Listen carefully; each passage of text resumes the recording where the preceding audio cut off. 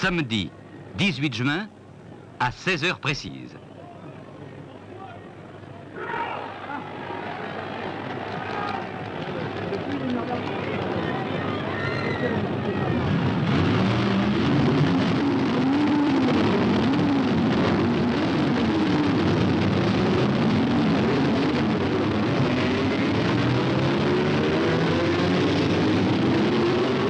Sur 55 voitures au départ.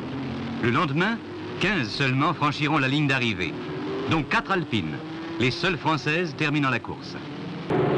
Parmi les concurrents français, les Renault Alpine type A210. Propulsées par le moteur Renault Gordini 1300 cm3, développant 130 chevaux, elles dépassent 260 km à l'heure.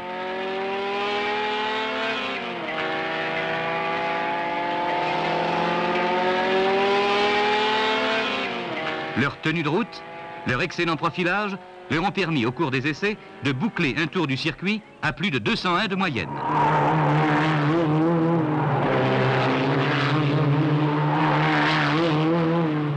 Toutes ces qualités, leur modeste consommation, moins de 15 litres au 100, en font de redoutables concurrentes aux indices de performance et énergétique.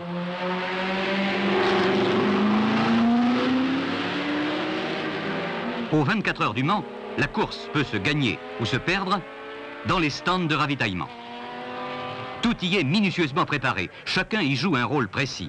C'est l'intendance et le quartier général des concurrents.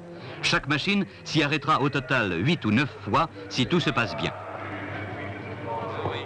Par voiture, 2 pilotes qui se relaient toutes les 3 heures, 2 mécaniciens plus un aide au ravitaillement, un chronométreur, un chef de stand, sous les regards vigilants du patron, Jean Redley, et d'Amédée Gordini.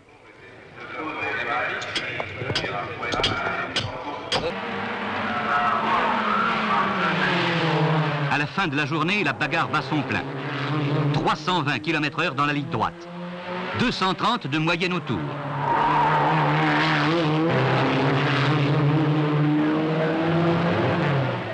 La nuit approche. Les voitures vont plonger dans l'obscurité pendant 6 heures. On dégage les phares.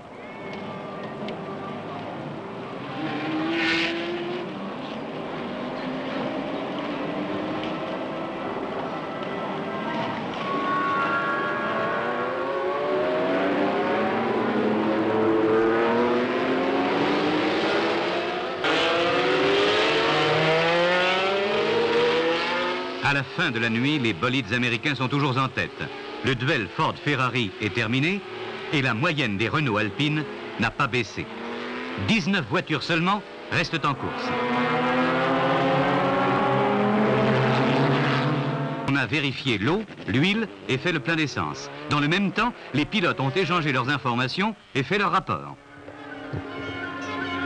À 2 heures de l'arrivée, l'Alpine 44, pilotée par Delageneste et Chénis, est en tête du classement à l'indice énergétique.